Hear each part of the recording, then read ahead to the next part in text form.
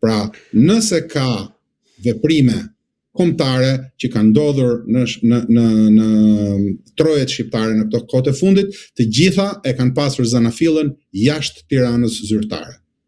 Tirana zyrtare i është adaptuar UÇK-s, i është adaptuar realiteteve që kanë ardhur nga brenda për brenda popullit shqiptar. Nuk ka bërë asgjë për të rritur sigurinë e Shqipërisë. Na është shitur NATO-ja si garanci sigurie, ndërkohë që ushtria jonë është qesharake në krahasim me fqinjet. Na është shitur armatim, ne vazhdojmë dhe shesim armatim. Ne shitëm para 4 viteve u bë tani lufta në Ukrainë. Kemi shitur gjithë municionet Ukrainës. Kush përgjigjet për këtë? Kush përgjigjet për mungesën e asaj që është arsenali shqiptar? Pavarësisht se sa vet ka ushtria shqiptare. Këta kanë çdo gjë që e kanë bërë për të përfituar, për të vjedhur dhe për të bërë pasanik vet. Këta janë tradhtarët e kombit shqiptar, por fatkeqësisht këta janë pushtet dhe i mëkojnë njerëzit me idenë se nuk na rrezikohet gjë, se na mbron NATO, se na mbrojnë bazat ushtarake e të tjerë e të tjerë. Çfarë synon Serbia teksa është armatosur me raketa nga Kina, por edhe nga Rusia dhe me një armatim që shkon për te një konflikti rajonal, duhet thënë, në një farë mënyre me armatimin që është duke marrë kohët e fundit. Pra, a ka një përgatitje nga ana e vendeve të rajonit se edhe rajoni Ballkanit mund të ndizet një ditë ose ekziston rreziku për një konflikt të mundshëm? Serbia është duke u sjell dhe është sjell gjithmonë, edhe në pikën e vet më të dobët, edhe kur u detyrua të lëshojë Kosovën, është sjell gjithmonë si një shtet serioz. Në çdo pikë kyçe të historisë së vet, serbët kanë pasur një politikë të qartë. Dhe politika e tyre është që edhe në u dash që ta lëshojmë përkohësisht Kosovën, nuk e lëshojmë kurrë pretendimin për Kosovën dhe jemi të aftë të presim derisa shqiptarët të marrin një gur dhe t'i bien kokës.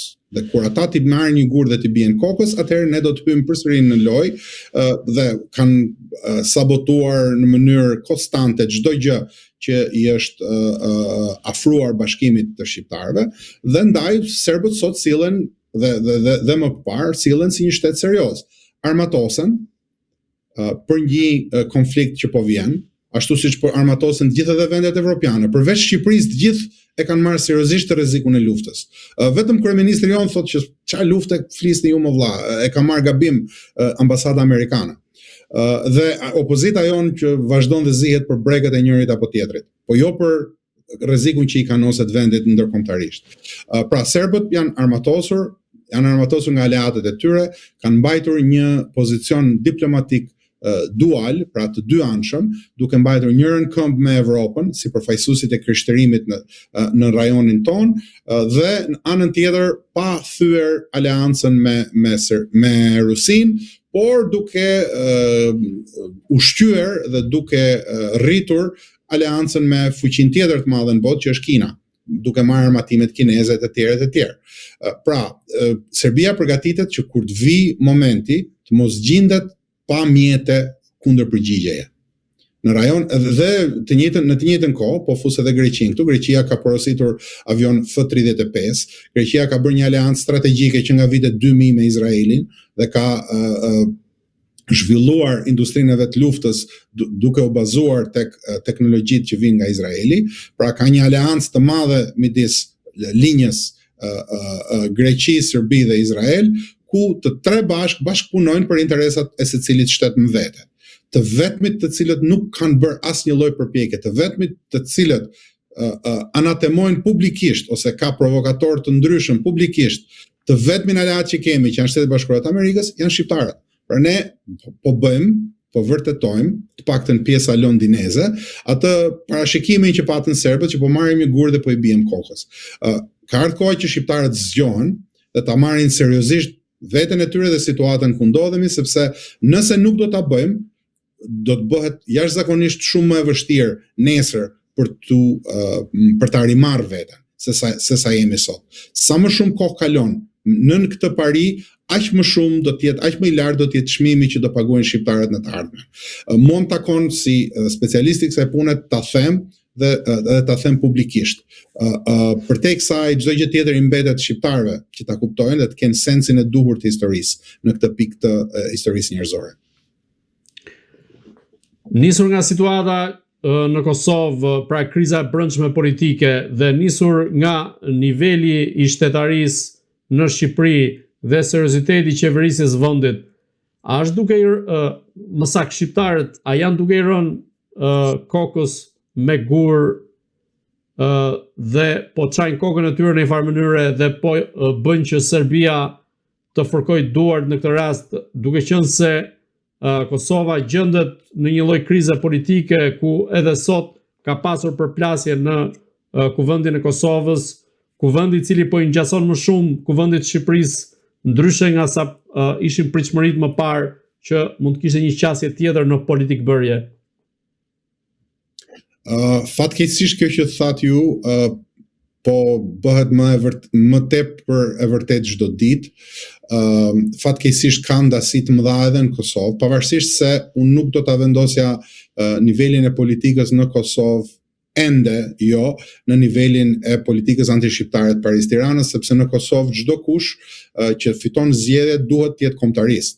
Duhet paktën të shfaqet përpara popullit kombëtarist dhe të përgjigjet pritshmërive kombëtariste të popullit të Kosovës.